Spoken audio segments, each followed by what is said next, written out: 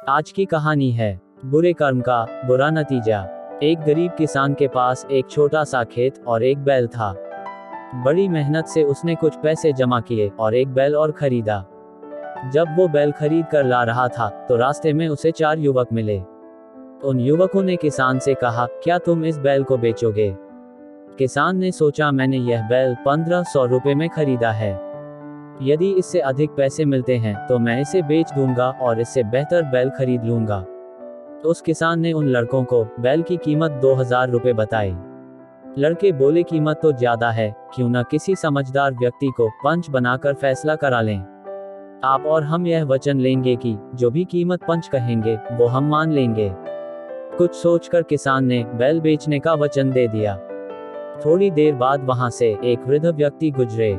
सभी ने उन्हें ही पंच बनाने का फैसला किया। किसान ने भी सहमति दे दी। वास्तव में वह चारों लड़के एक ठग पिता की संतान थे और वो वृद्ध कोई और नहीं बल्कि उन चारों का पिता ही था। उन्होंने पिता को ही पंच बना लिया। पिता ने बैल की कीमत मात्र 500 रुपए तय की। वचन में बंधे किसान को 500 रुपए में बैल बेचना पड़ा। लेकिन वो इस बात को समझ गया कि मुझे ठगा जा रहा है। अगले दिन किसान एक सुंदर महिला के भेष में उन चारों भाइयों से मिला और उनमें से किसी एक के साथ शादी करने की इच्छा व्यक्त की। चारों तैयार हो गए और एक दूसरे से बहस करने लगे कि मैं शादी करूंगा, मैं शादी करूंगा।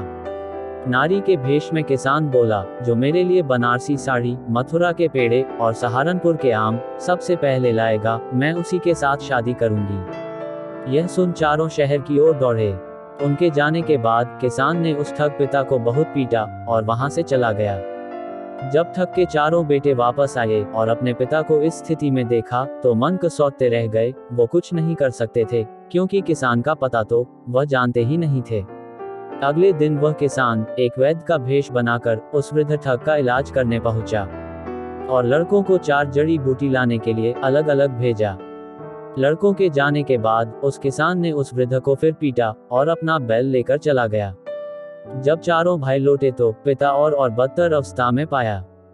अब उन्होंने प्रण ले लिए कि कभी किसी के साथ ठगी नहीं करेंगे।